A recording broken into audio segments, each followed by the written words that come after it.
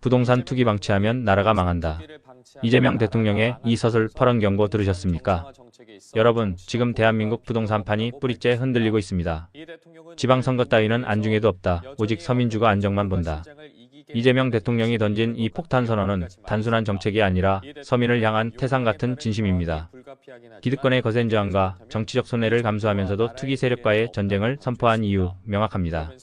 부동산 불패 신화를 박살내야만 우리 대한민국이 멈추지 않고 성장할 수 있기 때문입니다. 서민의 눈물을 닦아주는 대통령, 이게 진짜 리더십 아닙니까?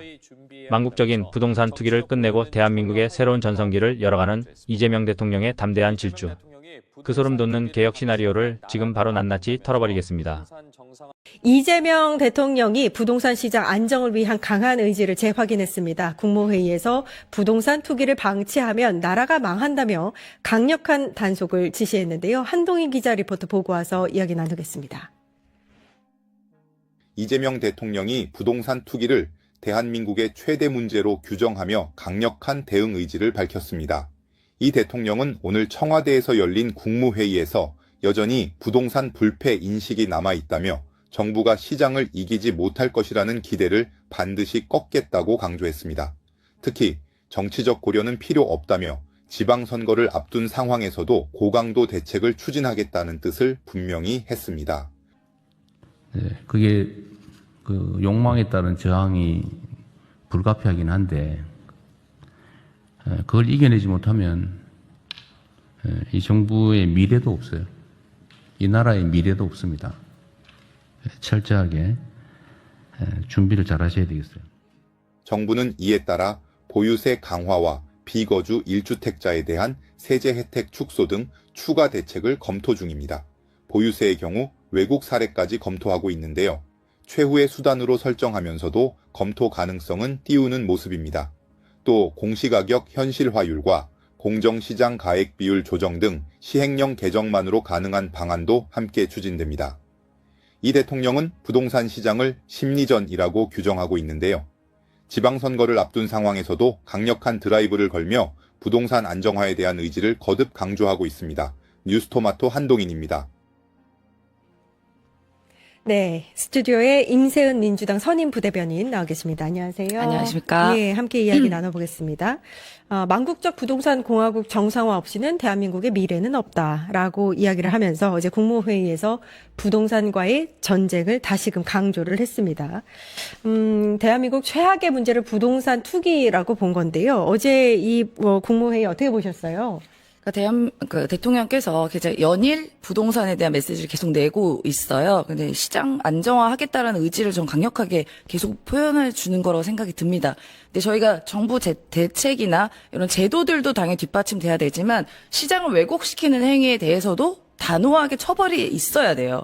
그래서 이번에 올린 것은 다수의 피해자가 발생할 수 있고 그 시장을 왜곡시킬 수 있는 그런 부동산 범죄, 그러니까 그 실거래를 한 그걸 비판하는 게 아니라 부동산 투기에 대한 그 강력한 처벌의 의지를 보여준 겁니다. 그러면서 부동산 범죄 1차 특별 단속 결과 및 2차 특별 단속 계획까지 함께 이제 올렸어요. 그 여기에 주요 검거 사례를 보면 굉장히 악독한 것들이 많습니다. 이게 뭐 집값 띄우기나 불법 중개를 한다던가 또 공급 질서를 교란하는 행위, 그다음에 재건축 재개발 관련돼서 여러 가지 비리들이 있었던 것, 그리고 개발 호재를 부풀려 있는 기획 부동산, 그다음에 불법 전형화 농지 투기, 뭐 하여튼 이런 여러 가지 다양한 그 검거 사례를 이제 같이 공유를 했어요. 사실 우리 서민들이 인생 최대의 목표가 내 집 한 채 갖기 아닙니까? 네. 그런데 그 안정화, 시장이 안정화되는데 이렇게 투기가 발생하게 되면 이게 제도가 제대로 실현이 못하는 부작용이 발생하게 됩니다. 그러면 또 선량한 다수의 피해자가 발생을 하게 되는 것이거든요. 그래서 저는 이런 시장을 왜곡하는 행위에 대해서 단호하게 처벌을 해서 어떻게 보면은 그 부동산 안정화의 의지를 보여주겠다라는 대통령의 결단. 계속 강조하고 예. 있는 거라고 보여집니다. 예. 얼마 전에 이재명 대통령이 다주택 공직자는 부동산 정책 라인에서 제외하겠다라고 밝혀서 또 한 번 이슈가 됐는데 네. 이 관련해서 국민의힘이 뭐 모기 얘기가 나오면서 비판의 이 왈가왈부가 있는 것 같은데 이거 어떻게 보세요? 네, 그냥 아마 안철수 의원과 이제 안철수 의원이 좀 목리를 부린 것 같은데요. 아, 이런 목리. 주장을 하더라고요. 다주택 공직자를 부동산 정책 라인에서 배제할 거면 주식 보유자도 자본시장 정책에서 배제해야 된다. 뭐 이런 주장을 했더라고요. 근데 유사하게 국회에서는 이미 정무위원회 본인 안철수 의원 본인이 해당자이기도 했는데요. 정무위원회처럼 주식을 다루는 위원회에서 일을 하려면 의원님들이 백지 신탁을 해야 됩니다. 주식을. 이미 우리 사회는 이 주식 문제나 이런 금전적으로 부동산 문제나 중요한 이슈에 대해서는 재산을 공개하게 하거나 예. 아니면은 이제 배제하는 방식으로 좀 더 공정한 신뢰를 구축하기 위한 그 공직자들의 임무를 수행하기 위해서 좀 노력하고 있다. 그래서 좀 예. 어거지 부린 게 아닌가. 근데 저는 이 안철수 의원의 말이 이해가 안 됐던 게, 그러니까 다주택자라면 모두 다 투기성이 있는 건 아니지만 이 다주택으로 인해서 생기는 여러 가지 부동산 문제들 때문에 이 얘기가 나온 거잖아요. 근데 주식을 뭐 다량을 보유하거나 뭐 여기저기 보유한다고 해서 그게 투기가 바로 되는 건 아닌데 왜 이걸 똑같은 선상에 두고서 이야기를 한 건지. 시장이 본질이 달라요. 주식 시장과 부동산 시장 자체가 이제 틀린 시장 갖고 그러니까 그 둘이 등치시키는 건데 굉장히 어리석은 비교라고 좀 보여지고요. 주식 시장 같은 경우에는 다수의 사람들이 모여서 거래를 합니다. 매일매일. 원래 그렇잖아요. 매일매일 실시간으로 막 예. 몇천만 명씩. 네. 그러다 보니까 시장을 왜곡할 수 있는 길이 별로 없어요. 김건희처럼 주가 조작하지 않고서는. 그런데 부동산 시장 같은 경우는 이 거래 자체가 무겁기 때문에 몇몇 거래만으로도 시장을 왜곡시킬 수 있는 가능성이 큽니다. 근데 이제 정책 위반자들이 만약에 다주택을 갖고 있다 보면은 내 생각과 다르게 그 이율 배반적으로 정책을 위반할 수도 있는 가능성이 있는 거예요. 예, 시에요. 예. 그런 부분에 대해서 대통령께서는 이런 부분마저 차단하겠다라는 의지로 다주택자 같은 경우는 이런 주택 관련한 부동산 대책을 마련할 때는 좀 배제하자라고 이야기를 한 겁니다. 그 대표적인 사례가 LH 사태 있잖아요. 예. 그게 가장 대표적인 사례 아닙니까? 이런 걸 방지하자는 의지를 보여준 건데 그걸 또 주식시장이랑 비교합니까? 본인 안랩이나 파세요. 그리고. 예, 예. 네, 그러니까 특히 부동산 시장에 대해서 좀 생각이 안철수 의원이 좀 깊지 못한 것 같아요. 그러니까 이재명 대통령이 계속 지금 보유세 관련해서도 그렇고 나는 지금 선거와 상관없이 이걸 밀어붙이겠다 이렇게 얘기하는 것 자체가 이 신뢰를 좀 회복하고 이 시장의 플레이어들한테 막연한 기대를 품지 마라. 부동산 정책은 부동산 정책으로 간다는 신호를 주기 위한 것이거든요. 그래서 이 다주택 관련해서도 정책 관련해서 정책 위반자들이 다주택자면 분명히 쟤네가 뭐 가지고 있으니까 유리하게 이렇게 불리하게는 안 바꿀 거야라는 막연한 기대, 시장의 막연한 기대를 없애기 위해서 이 처분을 내렸다고도 할 수 있는데 예. 유사하게 지금 보유세나 이런 시장에 대한 어떤 얘기들을 조금씩 던지는 것도 이 대통령께서 나는 이 시장의 안정과 공정성 회복을 위해서 특히 이 부동산이라는 한정된 재화를 소유하는 데에 대한 사회적 책임을 사회적인 합의를 이끌어내기 위해서 그 부분은 내가 점차 정책의 정치적인 허황된 기대 없이 이끌어 나가도록 계속 메시지를 던지고 있다 이렇게 생각됩니다. 그 다주택 양도세 중과 유예 마무리 시점인 그 5월 9일 이후에 이제 추가적인 부동산 정책들이 나오게 될 텐데 그 중에 하나가 이제 보유세인가 봐요. 이 얘기가 계속 나오네요. 그러니까 보유세는 아직까지는 뭐 개편을 한다, 이걸 제도를 만든다라는 얘기는 없습니다. 예. 근데 이제 마지막 최후 수단이 보유세라고 사람들이 많이 알고 있잖아요. 그런데 일단은 지금 대통령이 여러 가지 메시지를 주시고 계속적인 제도를 우리가 만들면서 사실 시장이 굉장히 안정화가 되고 있습니다. 뭐 여러 가지 이란 사태 영향도 분명히 있겠지만 지금 정부에서 강력하게 부동산 안정화에 대한 그런 의지를 보여줬기 때문에 13개월 만에 집값이 하락할 것이다라는 전망이 우세해졌어요. 예. 그래서 오늘이죠. 오늘 한국은행이 발표했는데 소비자 동향 조사에 보면은 여기서 부동산 관련된 심리 지수가 굉장히 떨어졌습니다. 하락폭이 굉장히 13개월 만에 가장 큰 폭으로 떨어져서 이제 이 정책의 효과가 네. 어느 정도 나타나고 있다라고 저는 보여지고요. 보유세 문제는 아직까지는 거론은 하고 있지 않지만 대통령이 X에서 다른 나라의 보유세 현황을 이렇게 표로 만들어 줬어요. 예. 근데 이거는 저는 다른 건 모르겠고 그냥 부동산도 어느 정도 투자 심리가 굉장히 많이 차지하거든요. 심리적인 안정을 만들어주기 위해서 그냥 그거 한번 보여주신 것 같다. 일단은 뭐 우리가 검토 중입니다라는 걸 알리는 것만으로도 그렇죠. 시장의 어떤 뭐 시그널이 될 수 있다. 그렇죠. 뭐 이렇게 보시는 것 같습니다. 예. 청와대 일단은 요 관련해서는 뭐 보유세 직접적으로 한다 만다 뭐 이런 얘기는 없지만 일단 말씀대로 혹시라도 이제 5월 9일 기점으로 해서 이 부동산 시장이 좀 이제 정상화돼야 되는데 네. 그 영향을 위해서 뭐 혹시 염두에 두고 이야기를 한 거라고 보면 되겠죠. 네, 이게 아무래도 좀 힘겨루기죠. 그러니까 다주택자들이 중과세 유예가 끝나고도 그냥 버틸 건지 말 건지에 대한 힘겨루기의 상황인데 지금 대통령이 유예해주는 기간 안에 빨리 팔아라. 이렇게 신호를 이미 줬음에도 버티기를 하는 사람이 더 많으면 보유세 부과가 중심적으로 검토가 될 수밖에 없는 상황이 오는 겁니다. 그렇기 때문에 이거는 시장의 플레이어들께서 어떻게 판단하느냐가 결국엔 보유세 증가의 어떤 고리가 될 것이다. 그래서 이거는 지금 시장에서 제대로 된 메시지를 줘서 대통령께서 이 다주택자들과의 어떤 소통이랄까요? 이런 걸 하고 있는 상황이라고 저는 생각이 됩니다. 예. OECD 주요 보유세 실효세율을 보니까요. 우리나라가 낮기는 낮습니다. 지금 0.15%인데 미국, 영국, 일본, 프랑스에 비해서 현저히 낮네요. 2배, 3배 낮습니다. 예. 보유세 관련해서는 일단 대통령이 한번 띄웠으니까 이슈를 요거 어떻게 진행되는지도 관심 있게 지켜보도록 하겠습니다. 이번 주 한겨레 20일 표지 얘기를 계속하게 되는데 대구 경북에 직접 기자들이 내려가가지고 민심을 청취하고 그들의 이야기를 들었습니다. 지금 우리가 중앙에서 이런 얘기를 하고 있잖아요. 네.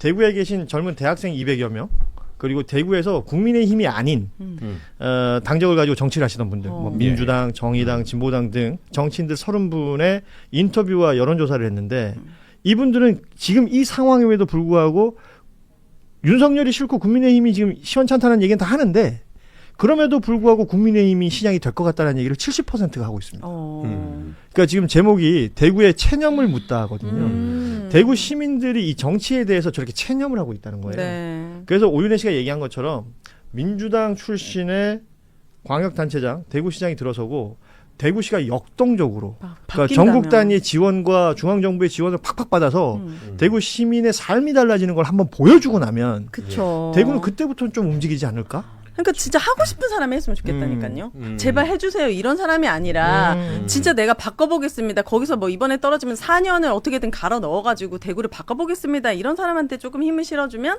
그래도 좀 희망이 있지 않을까.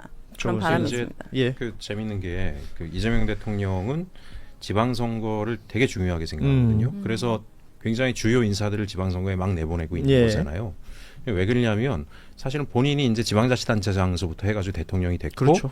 본인이 생각하는 개혁 정책에 사실은 지금 뭐 관세 협상 이런 것 때문에 가려져 있지만 이재명 표의 핵심 정책들은 대부분 다 자치단체장들이 할 수 있는 그렇습니다. 정책들이에요. 예. 그러니까 자치단체장이 본인하고 코드가 좀 맞고 호흡이 좀 맞고 좀 진취적으로 달려나갈 수 있는 사람이 되면 전폭적으로 지지해서 와 이재명이 대통령이 된 이 대한민국은 완전히 바뀌는구나라고 하는 걸 사실은 본인이 만들고 싶어 해요. 네. 그걸 본인의 레거시로 만들고 싶어 하고 그게 어떤 자산을 남기냐면 그렇게 해서 성공한 자치단체장들이 많아지잖아요. 민주당에. 그럼 민주당은 굉장히 풍부한 인재풀을 갖는 그렇죠. 거예요. 굉장히 또 어마어마한. 효능감을 가지게 되고. 그래서 예. 이번 지방선거라고 하는 게 뭐 국힘에서 오고 뭐 이런 걸 떠나서 이재명 대통령이 꿈꿨던 지방자치단체장들을 통해서 하고자 하는 그것들이 있잖아요. 이게 중요하게 아젠다로 좀 올라왔으면 좋겠어요. 네. 그래서 그걸 잘할 수 있는 후보들이 좀 많이 공천을 받았으면 좋겠고 맞아요. 대구 같은 경우에는 재밌는 게 대구에서는 국힘이 계속 단체장을 하는데 대구 사람들이 일 잘했다라고 하는 사람들은 민주당스러운 사람이었어요. 아, 오히려. 예를 들면 과거에 권영진 대구시장이나 이런 사람은 국힘이긴 하지만 지금도 뭐 거의 소장파로 목소리를 내고 있는. 예, 예. 대부분의 정책은 민주당 정책을 차용해서 했어요. 그래서 대구 시민들이 일 잘한다라고 평가를 했어요. 그게 이제 저는 그래서 고앵커님 말씀이 맞는 네. 게 민주당스러운 정치를 하면 시민들이 좋아해. 근데 어떤 편견 때문에 자꾸 빨간색 옷을 입고 나와야 찍는 거잖아요. 근데 민주당 옷을 입고 나와서 대선 민주당스러운 정치를 하잖아요. 그럼 완전히 대구판 바꿀 수 있을 거라고 봐요.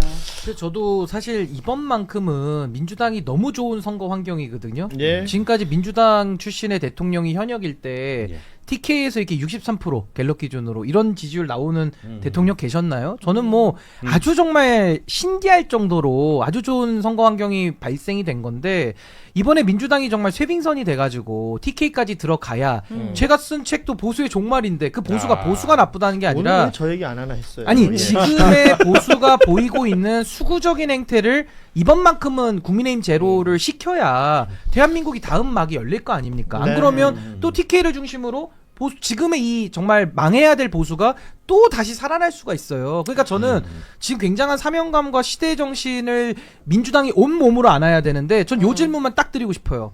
대구 시민들한테 지금 변화를 요구해야 될 시점 아닙니까? 그래 그렇게 체념을 묻고 70% 이상 계속 찍어왔는데 계속 찍을 거야? 우리가 지금 윤 어게인으로 갈 거야? 아니 뉴 이재명으로 갈 거야? 이 질문을 던져야 되는데 제가 안타깝고 답답한 게 뭐냐면요. 뉴 이재명 이런 얘기 좀 아니 그러니까 제 말씀 요것만 들어보세요. 그러니까 이재명 대통령이 지금 가고자 하는 새로운 노선에 대한 질문을 던져야 네. 되는 뭐 용어가 중요하지 않습니다. 예. 그렇다고 한다면 지금 민주당에서 보이는 뭐 ABC 논쟁이라든지 어떤 새로운 지지층들에 대한 아주 배타성 이런 것들을 보여주면서 어떻게 대구에 가가지고 표를 달라고 합니까? 그러니까 전 이게 이율배반적이고 모순된다는 거예요. 그래서 저는 아까 오 선생님 말씀에도 동의하는 게 아니 정말 민주당이 노무현 정신을 계승한다면 노무현 대통령 어떻게 했습니까? 종로에서 배지 달고도 자기 손으로 배지를 내려놓고 부산으로 내려가시거든요. 거기서 국민들은 감동하고 아 노무현 정신을 거기서 국민들은 느끼고 정말 사랑하고 거기서 존경하는 건데 지금 민주당 안에서 다선 의원들 대구 출신 없습니까? 제가 볼 때 머리에 스치는 사람들 많거든요. 근데 그분들이 지금 누구 하나도 내 기득권 내려놓고 대구 나가겠다라고 얘기하는 분이 없어요. 그러니까 이런 부분들에 대해서는 저는 민주당도 조금 더 변화를 요구할 자격을 먼저 갖춰야 되는 거 아닌가. 그래야 대구의 시민들도 변화를 같이 할 거 아니에요. 그래서 저는 고장난명이라고 박수 소리도 양쪽 손바닥이 마주쳐야 소리가 나기 때문에 대구의 변화를 요구한다면 민주당도 더 변화된 모습으로 대구에 내려가야 전 시민들의 선택 받을 수 있다. 좋습니다. 그 그런 게 봅니다. 목소리를 신은규 변호사가 얘기를 하면서 계속해서 얘기했던 게 뭐냐면 우리 오 선생님 말씀에 대해서 얘기를 하고 있는 거예요. 오늘 오 선생님 말씀이 모두 맞다는데. 아 그래요? 어. 근데 저는 꼭 배지를 내려놓고 가라 여기까지는 아니에요. 누구나 아 이게 지금 머리 긁었어요? 네, 이마. 화장 예. 지워졌어요. 아, 죄송합니다. 저는 대구에 있는 인재를 등용해도 된다고 생각해요. 그만큼 지금은 쉽진 않겠지만 엄청난 기회가 왔다. 그러니까 좋은 기회다. 여기는 이견이 없는 것이고 네, 맞아요. 그러기 위해서 민주당이 어떤 방향으로 가야 된다라는 얘기를 우리 신은규 변호사는 자신의 의견을 얘기한 것이고 네. 우리 이 오윤혜 씨가 이제 가야 됩니다. 1분 뒤에 나가야 되기 때문에 네. 요거 하나만 여쭤보고 가세요. 뭐죠? 가세요. 네. 윤석열이 지금 수감 생활을 하고 있는 그 자세에 대해서 네. 유혁 전 감찰관이 계속해서 관련된 이야기를 하고 있는데 네. 이게 이제 교도관들이 너무 힘들어한다는 거 아니에요? 그러니까 표현이 이렇습니다. 진짜 진상 손님과 비슷하다. 네. 뭐 여기서 커피 좀 더 먹었으면 좋겠다. 그리고 뭐 식탐이 뭐 대단하다. 뭐 등등 얘기 나오는데 네. 한 말씀 해주고 떠나시죠. 저는 마음껏 드시고 마음껏 누리셨으면 좋겠어요. 감옥이 얼마나 편안하고 안전한 곳인지를 느껴야 윤이 더 빠져나올 생각 안 하고 죽을 때까지 감옥에 있기를 온 국민이 좀 세금이 아깝긴 그래요? 하지만 나와서 더 많은 세금을 쓰는 것보다는 나을 것이다. 이제 그 안에서 뭔가 적응을 했다라는 생각이 좀 드는 근데 거지. 진짜 솔직히 우리가 무기징역 받으면 먹고 싶은 생각이 들까요? 잠이 와? 내가 죽을 때까지 햇볕을 못 볼 수도 있는 건데 저는 진짜 이 정신 볕좀 들어요. 볕도 들고 운동 시간도 있고 괜찮대요. 그 어쨌든 그 감옥에 평생 있는 거잖아요. 예. 근데도 어떻게 이렇게 계속 식탐이나든지 그러니까 식욕이 그 생기는지. 안에서 자신의 삶을 베스트로 만들고 싶은. 네, 계속 아무튼, 그렇게 오윤혜 하시기를. 씨의 말을 듣고 싶어서 이 질문을 끝으로 해서 오윤혜 씨는 여기서 보내드리고 네. 남은 질문 하나 남았는데 두 분은 한 5분만 더 예. 함께하도록 하겠습니다. 수고하셨습니다. 고맙습니다. 감사합니다.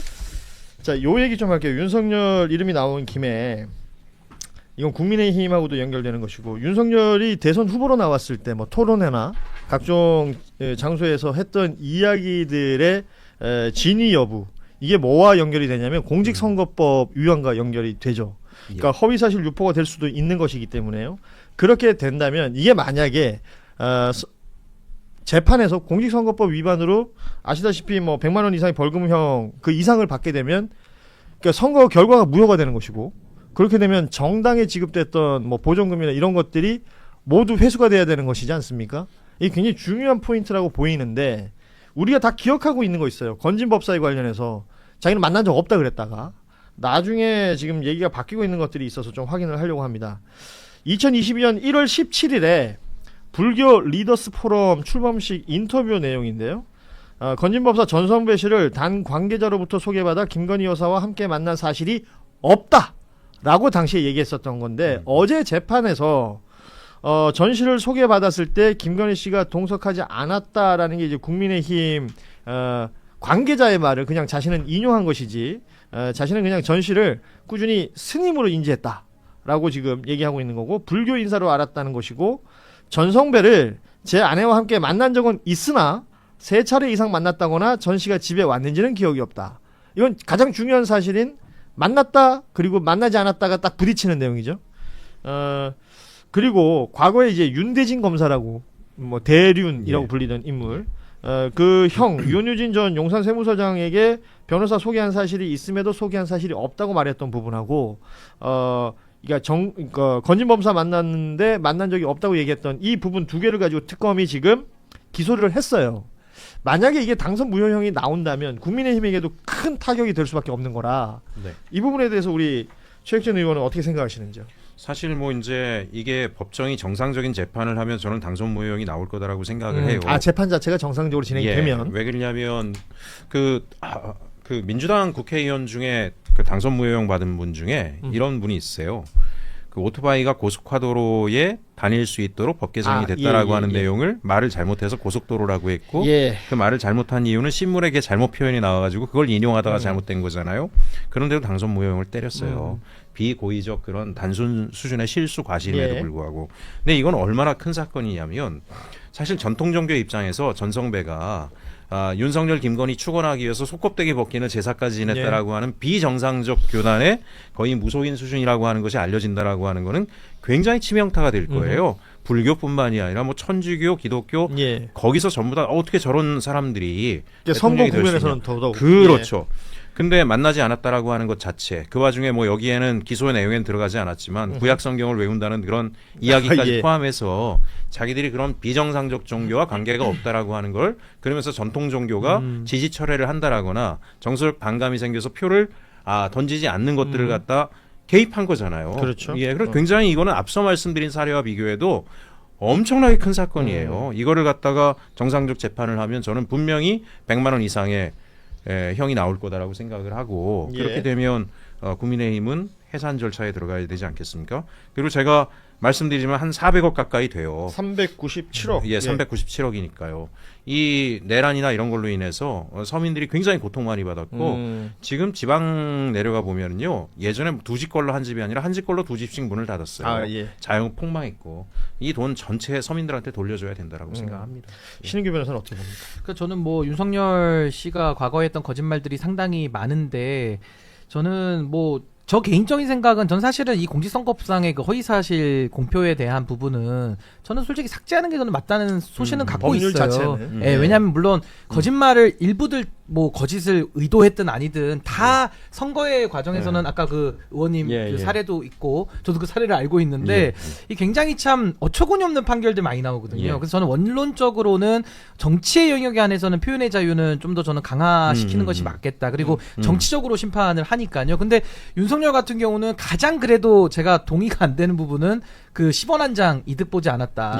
그 발언 같은 경우는 굉장히 이거는 제가 그래서 그 부분을 좀 문제 의도된. 삼고 싶은데 뭐냐면 기소한 거짓말이라고 하는 게 요 2가지라서 난 좀 아쉬워요. 그러니까. 이거보다 훨씬 강력하고 더 확실한 거짓말들이 있지 않습니까? 우리 장모 10원짜리 하나 득본 거 없다 엄청 큰 등등. 거죠. 그리고 주가 조작 관련해서도 김건희 씨가 뭐 그런 얘기 했잖아요. 누가 뭐 어디 소속이라 그래가지고 거기서 잠시 맡겼다가 뭐 손해를 봤다 오히려 뭐 이런 얘기 했던 거.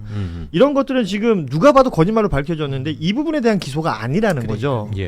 그런데 그 대선 후보가 그런 거짓말로 인하여 당선이 되었고 그 3년이라는 시간 동안 대한민국 국민들이 받았던 스트레스와 고통 뭐 그리고 경제적 박탈 거기다 내란으로까지 이어지는 뭐 지금 이 어마어마한 충격파가 있으니까 지금 이걸로라도 기소를 해서 당선 무효형이 나오면 그 부분에 대한 어떤 최소한의 보상 뭐 이런 게 될까라는 그래서 거예요. 저는 그래서 일단은 제 소신은 표현의 자유를 정치 영역에서는 저는 넓게 최대한 고소고발하지 않고 국민들이 심판하는 게 저는 가장 첫 번째인 것 같고 지금 요 사건이 중요한 이유는 윤석열이 유죄가 나오면 국민의힘 397억 뱉어내고 그냥 국민의힘이 사실상 해산되니까 이제 다들 관심 가지시는 거거든요. 그렇죠. 그러니까 저는 거기에 대한 논의로 이어가면 저는 국민의힘을 선거로서 심판해서 아예 그냥 지구상에서 없애는 게 가장 좋은 방법이고 선거로. 네, 선거로 예, 그리고 예. 저는 국민의힘을 해산한다 그러면은 요 방식보다는 좀 더 차라리 정당해산 심판 청구를 저는 넣어서 헌법재판소를 통해서 오히려 그럼 차라리 법으로, 예. 아예 당당하게 없애는 방법이 훨씬 더 낫다. 근데 이제 그 부분이 조금 부담스러운 면이 있으니까 아이 그러면 잘 되네 요거 말 요걸로 해가지고 100만 원 이상 나와서 국민의힘 문 닫자. 그 취지는 제가 동의해요. 저도 국민의힘 종말시키는데 매우 찬성인 입장인데 어떤 게 조금 더 명분 있고 그러면 조금 더 맞는 길이냐라고 묻는다면 전 이게 아까 말씀드린 대로 조금 내용 자체가 조금은 그 본질과는 좀 벗어나 있는 그래서 내용이라서 이 내용으로 기소가 됐기 때문에 좀 아쉽죠 그런 부분. 그렇죠. 법정에서 당선 무효액이 나올까 싶은 거예요. 쉽지 않을 이게 거예요. 뭐 예. 말로 얘기했던 부분들이고 네. 뭔가 이제 뭐 아까 말씀하신 것처럼 다른 예. 식으로 막 이 변호인단이랑 막 풀어갈 수 있는 방법이 있을 것 같아가지고 그런 것들은 분명히 있는데 국민들이 다 기억하잖아요. 예. 어떤 거짓말이 있었는지. 그러니까 너무 그 잘못된 부분이 예 저는 좀 여러 생각이 들어서 한번 질문을 드려봤습니다. 어떠세요, 최혁진 의원 오랜만에 나오셨는데 예. 매부쇼는 자주 나가시잖아요. 아, 그건 한겨레가 저를 안 불러주시니까 이제 그런 거죠. 그렇게 되나요? 예. 밖에 저 보좌진 계시죠? 나가기 전에 날짜 하나 잡아놓고 가시기 바랍니다. 예, 저희가 다시 한번 또 모시도록 하겠습니다. 오늘 함께해 주셔서 감사합니다. 고맙고요.